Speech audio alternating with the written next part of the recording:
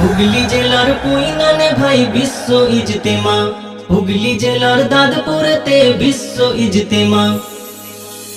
জানুয়ারির 2, 3, 4 শুক্র শনি রবি আসবে কত দিনের দায় লাখো মুরব্বি। জানুয়ারির 2, 3, 4 শুক্র শনি রবি আসবে কত দিনের দায় লাখো মুরব্বি।